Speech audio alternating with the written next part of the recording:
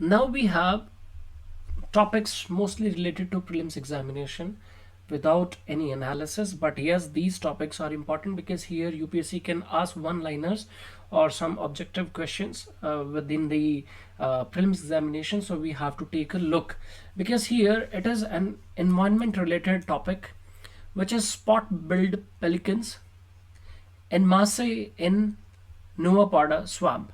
So they are dying in numbers in Nuapada districts, in Nuapada area in Andhra Pradesh. So here 2-3 important terms which will be dictating, or which will be showing in the sheet only. Now, what is the reason that a nematode infestation? Infestation means infection has led to mass mortality of spot-billed pelicans. These are the pelicans.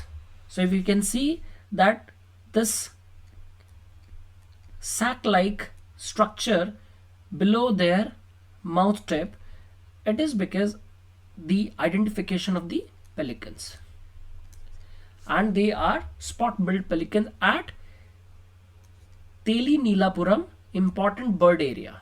What are this important bird area? What are this nematode and this swamp? So it is in the Srikakulam district in Andhra Pradesh. So basically here we have so many information about the prelims. That is Srikakulam district. It is having the important bird area named as Teli Neelapuram, which has these spot-billed pelicans, and they have died in numbers because of the nematode infestation. So here let's take a look what are nematodes. First, this is the picture you can see on your screen. So it is basically a tapeworm or roundworm. Nematodes are also called as roundworm or any worm of the phylum Nematoda. So the phylum is Nematoda. They are among the most abundant animals on earth because they are found in anywhere from soil, fresh water to marine environment, and such places that is beer malts, water-filled cracks deep within earth crust, and even in human body. They are also seen here. So what is that this is a parasite or parasitic form, and they have some medical, veterinary or economic importance as well, and they are bilaterally symmetrical, elongate, and usually tapered at the both ends. So let's say if this is the body structure, so they have this plain or tapered structure at the end. It is not round till end. It is having the tapered structure. You can see this is the tapered structure at the end. Now, some are hermaphroditic. Hermaphroditic means both male and female reproductive organs in the same individual, right? So they do not have any mating mechanism to reproduce, so they are known as hermaphroditic. It is important for your prelims. And the others have the separate sexes. They range in the microscopic to 7 meters, and the maximum are found in the whales as long as 23 feet. Now we have one topic, important bird and biodiversity areas. I'm sorry friends, this topic has nothing more to put in the form of analysis, so we have to just understand from the whatever given on the screen. So what are the important bird and biodiversity areas? They are generally the internationally agreed set of criteria they are identified as, and they are globally important for the conservation of bird population. Important bird and biodiversity area because based on their geographical location, this is the analysis here, based on the geographical location, because as you see that the birds fly usually taking help of the magnetic fields of the North Pole and South Pole, and they accordingly they decide their the spot of their landing, and according to the atmospheric conditions and environment factors. There the ponds, lakes, wetlands, rivers, etc., they make the important landings for the bird. And generally, which birds? Those who are far flighted birds. And where do they come from? They come from the cold areas like Siberia, the Mongolia, and the northern China, where the beaching is, because it is generally the over the temperate latitudes, right? Now, so they are important for the bird population, as we have seen that why they are important. Now, this program of important bird diversity are generally developed with the help of BirdLife International. This BirdLife International headquarters in Bombay, and UPSC has also already asked this question in 2017 about this BirdLife International. You can go and check the question back. Now, there are almost 12,000 international bird areas worldwide, and they are identified for terrestrial, freshwater, and marine environment as well. So, as we have seen here, the wetlands, ponds, and whatsoever, they are generally considered here in this area. Now, they are also given some legal protection when they are categorized as important bird areas. So, these are the criteria to list as what are the important bird areas, or how do we designate any water body as important bird area. You can just take a look. Now, something about this pelican species, spot-billed pelican. Now, this international bird area in Telinilapuram, it is the prime winter sojourn for the spot-billed pelican for breeding. Prime winter sojourn, that means it is the migration it is talking about from the cold regions to the warm regions in tropical areas. And Andhra Pradesh, as you can see, it is lying south of Tropic of Cancer. Hence, it is coming in the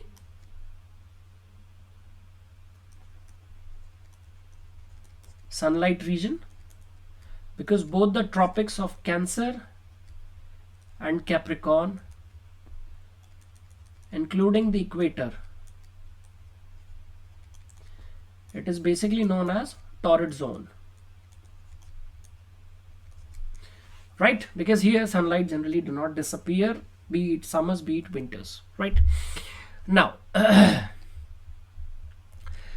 this IBA, that is Telinilapuram, is a breeding habitat important for the reproduction. So generally, what is the objective of life, be it human life or the other animals' life? It is basically the shelter and reproduction. And shelter has the survivability, that means the environment conditions and other aspects of food, fish, and whatsoever where they are feeding on. Now, what is this nematode parasite? How did it get transferred in them? The nematode parasite is suspected to be transferred through the fish and snails in particular when the birds prey in the aqua ponds. So this nematode is generally not good for their ingestion, and that ingestion is not good, so it is not good for their the digestion of the food. And here the only adult birds have succumbed to the infestation till date. This is important, for very, very important. Thus, this nematode parasite attack recently in news in Andhra Pradesh has attacked female birds mostly, or the children population or the younger ones mostly, but no, the adult birds have succumbed to death mostly, right? Now, and why this nematode is the issues there? Because of aquaculture management practices. And that aquaculture management practices means that in which water body these pelicans are lying or landing to, they might have the collection discharge points of sewage, untreated water, other chemical discharges from different sources, or the algae or other enrichment that is not good for the pond health. right?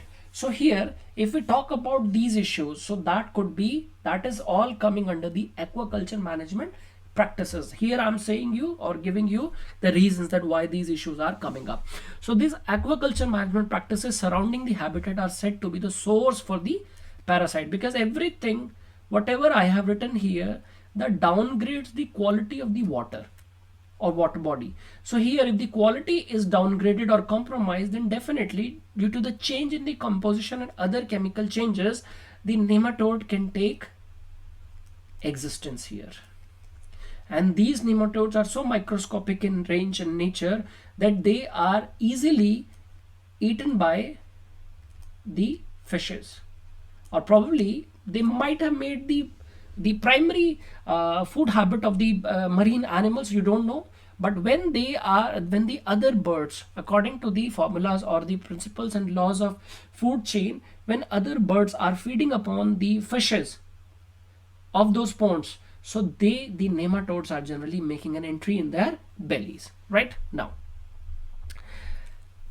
the good thing here is that it is not contaminating in nature, it is not transmitting in nature. That means nematode infestation, it is physical in nature, that those who got infested, it will restrict to them only, and it is not spreading from one species to another. So that means this nematode infestation is not having any transformation, or it is not communicable in nature. So this study is carried out by Karnataka experts. Now, thousands of spot-billed pelicans and a few hundred painted stock migrate from the Siberian region to breed in this area, and majority of them prefer to stay here rather going back home because of the adaptability to local environment. Adaptability, and this adaptability is a great source of indication that the environmental related situation in the local areas are improving. This is what suggested by the migratory birds. This is suggested by many other aspects, and this bird population is important for the food chain in any part of the world, especially India, because India is an agricultural prime country. Now, spot-billed pelicans, something very important about the spot-billed pelicans, they are one of the most threatened, listed under the IUCN as near threatened of the 7 species we have in the world.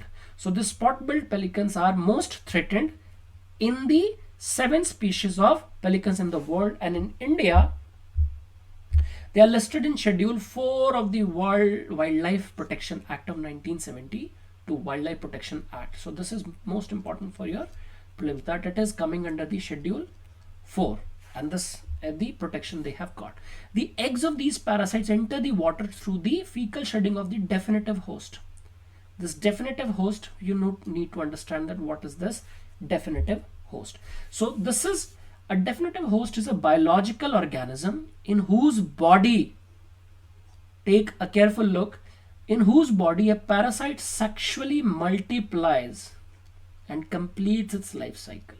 So here, if you have roundworm in human intestine, or tapeworm, whatever you say,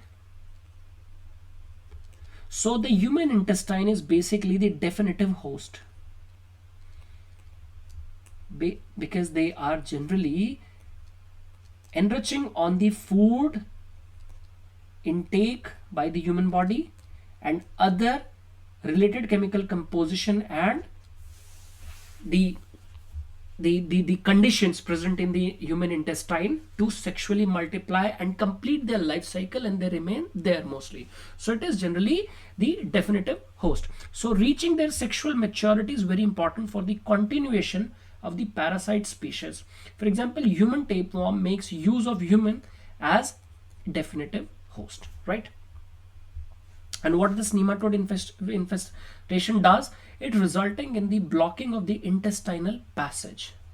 Blocking of intestinal passage appears to predispose the birds to become weak and then starve and unable to ingest food. So it is basically blocking the intestinal passage. So that means when the intestinal passage or movement is blocked, then the food cycle remains stopped, and hence the the another food intake is becoming a problem. Therefore, this choking or this blocking leads to the weakening of the bird, and ultimately they starve to death because the already present food is not getting processed, and the next intake of food is becoming absolutely impossible. So this is the mechanism of this nematode infestation what we have seen in Andhra Pradesh, and this is important for your prelims examination. So that was about the nematode infestation.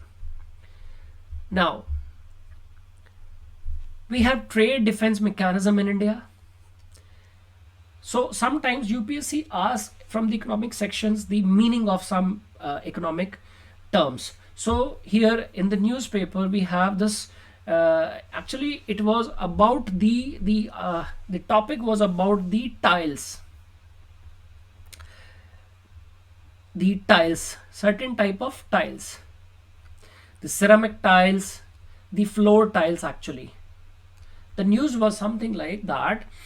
The Indian Trade Association or domestic players in the business of tiles you see in the flooring tiles generally, they are saying their complaint to DGFT, that is Director General of Foreign Trade and Intelligence, is that the China and other countries like Vietnam, Indonesia, Taiwan, they are dumping their bad quality tiles in India, and hence that cheaper availability of tiles is making the business conditions tough for the domestic players. Hence they are requesting the trade regulating authorities like DGFT or the customs department that you should use a mechanism in the form of duties imposition so that the price does not remain cheaper, or it is not remaining more competitive, or it is not killing the or challenging the existence of domestic price system. So just learn this example in this way, that in India a shoe is being manufactured, let's say in Agra, and that manufacturing cost is coming as 100 rupees, but you can import the same style, same quality shoe from China for rupees 65 or let's say 85. So that 85, when it is coming to India, then the person who is importing at rupees 85 landing cost, so he will add a margin of 5 rupees, and the seller can add another 5 rupees margin, and the same quality of shoe can be sold at rupees 95. Then that 95 rupees which is being sold at, it is giving a direct competition to the Indian manufacturers, that their ultimate cost of making is only 100 rupees, and it is not possible that they can sell it off on losses, because there are other regulations like GST, they have other regulations and like so many things, local taxes, transportation charges, distribution cost, marketing cost, seller's margin, wholesaler margin, distribution margin, whatsoever. So ultimately the price will go to 120, let's say bare minimum.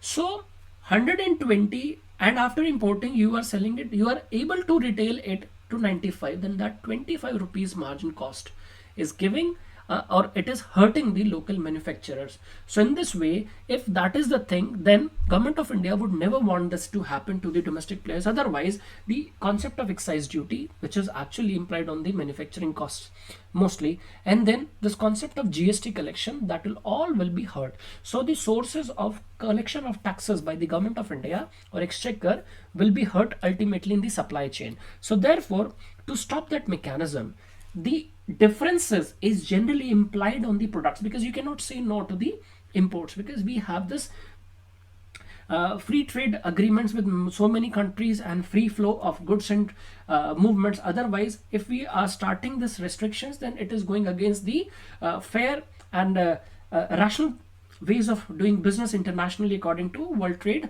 Organization, that is WTO. So hence, but we have this mechanism that on the pretext of saving our domestic economy, domestic players and domestic manufactured nation or system, we can impose or regulate the trade by imposing certain measures in the form of duties, and those duties are generally named as you can see on the screen,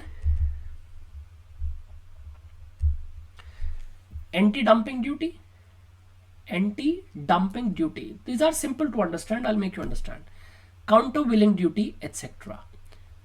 So if you see what is anti-dumping duty, the anti-dumping duty means that most rejected goods are generally sent to the country like India at throwaway prices, which is almost next to impossible for the domestic player to match the prices. So it is known as dumping of the goods in the Indian subcontinent. For example, in the context of shoes and clothes, and you can see that China ka bazaar, China mal, everything is at 99 and 45 rupees and all those stuffs. And you can see that Chinese LED lights, so they are generally considered in the categories of dumping. So because they are produced, or probably they are the rejected goods in the country of origin, for example China, and they are generally being sent to the country like India at throwaway prices in country like Pakistan or Bangladesh. So the people who are involved or engaged in the trade of those or manufacturing of those products, they will never be able to compete because of high material cost, input cost, labor cost, electricity charges, or whatsoever other allied cost. So in that sense, this product is considered as the dumping in India. So against that, we imply anti-dumping duty to bring the rate of that product and the manufacturing cost of the product in India to bring at par. So this is known as anti-dumping duty. What is countervailing duty? For example, let's say that according to Chinese policies, they want to destroy the shoe manufacturing industry of India. In that sense, what they would ask their sellers, that we have to escape the anti-dumping route, because otherwise it will, in the long run, it will restrict this trade, because dumping is not at all acceptable in any country, because it is not good for the healthy business environment. But what we can do is, we can send, Chinese thinking, that we can send a quality products to India. When this quality product is going there, so what we'll do, that the quality product will definitely raise the input cost for the Chinese manufacturers, because in the anti-dumping scene, or in the dumping of previous products, they were not having the higher cost of manufacturing. But here, when you are manufacturing the quality products, it will raise the input cost. In that input cost, the Chinese government will say that we'll give you the interest subvention, or will give you some kind of subsidy. Let's say your input cost is 10 yuan. Yuan is the currency, RMB is the currency of China. Let's say the input cost is 10 RMB or 10 yuan. Here, the Chinese government will bear the 50% cost. So now your product cost is 5 yuan. And when you are already getting 5 yuan, so the product cost is ultimately coming at 5 yuan. So that 5 yuan product will be sent to India. The quality product will be sent to India for 7 to 8 rupees, 8 RMBs. So in that sense, now the product is not being dumped, because it is coming under brands, under so many good things, and it is a quality product. So here, against these subsidies and any kind of subvention schemes implied or supported by the government of that origin state or nation, the government of India can imply one mechanism that is known as countervailing duty. So countervailing duties are generally implied against the any kind of interest subsidies or interest subvention by the origin state, whereas the anti-dumping duty is generally to restrict and save your domestic market, because that product is manufactured at highly cheap cost, or probably it was the rejected item that was sent to the home country or the India. So this is basically the difference. So let's see what the detail says here. Now, binding tariffs and applying them equally to all trading partners, most favored nation treatment, or MFN, are key to smooth flow of trade in goods. Binding tariffs and applying them equally to all trading. That means we have the clear tariff rates, and whether the product is coming from Pakistan or China or America, doesn't matter. The tariff will remain same. So it is called as the equal treatment of all trading partners, most favored nation. This is a concept where we give priority for the purchase and selling, and we keep almost all the areas for trade open and there are no restriction. But here the most favored nation, India, had accorded to Pakistan, but Pakistan never accorded this to India, and in the Chinese scene as well. Now let me just make some space here. So what we have understood, now we'll see in the form of wordings that what it is saying. The WTO agreements uphold these principles, but they are allow exceptions in some circumstances.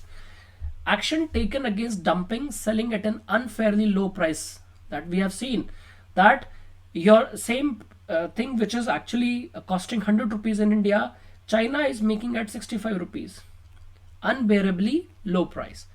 Subsidies and special countervailing duties to offset these subsidies. This is, we have seen that in China, let's say interest subvention is given for 5 RMB. So to counter this 5 RMB, India can impose the duty at 50% of the manufacturing cost. So it is basically to save upon the domestic players against the government supported duty structure.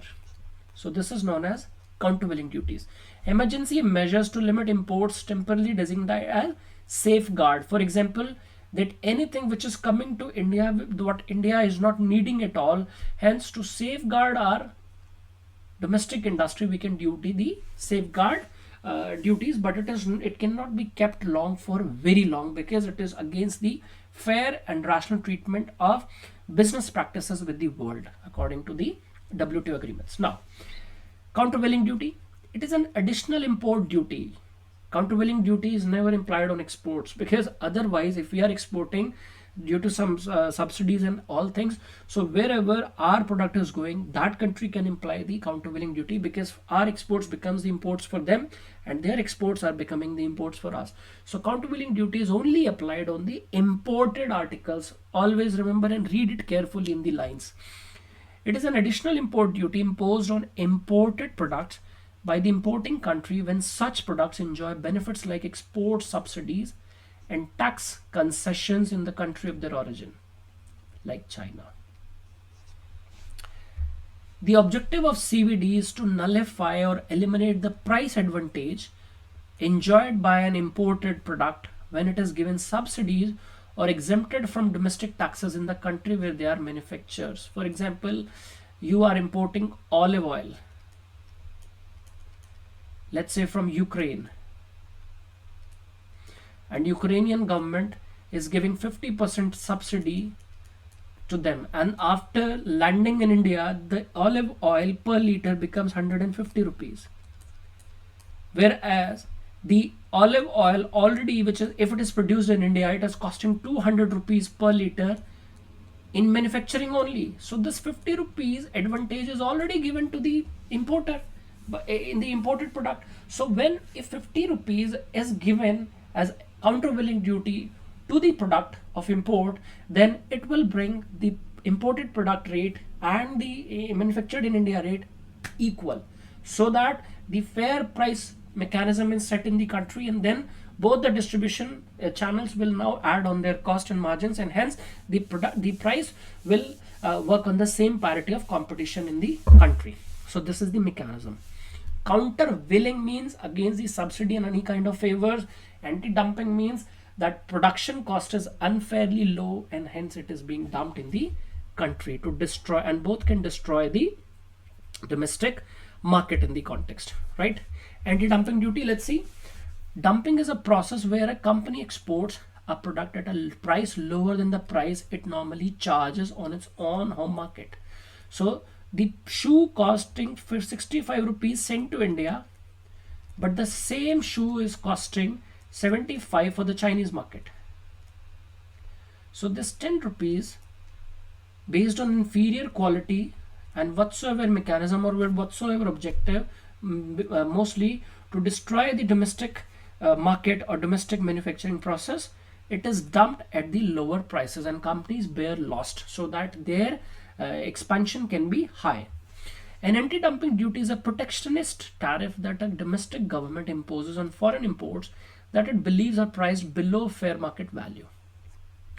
Typically, anti-dumping means charging extra import duty on the particular product from the particular exporting country in order to bring its price closer to the normal value or to remove the injury to domestic industry in the importing country.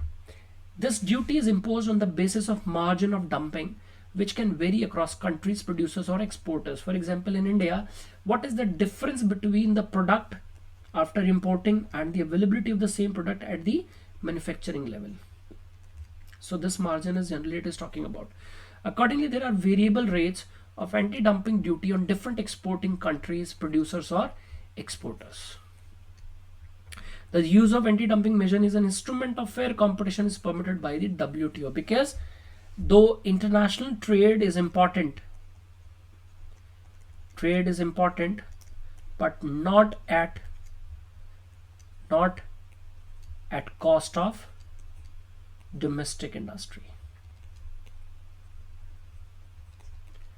So this is about this anti-dumping, and now you can make reading about all these things here, because it is just about reading and nothing more to discuss here. So what I just wanted to make you understand, that was there within those lines.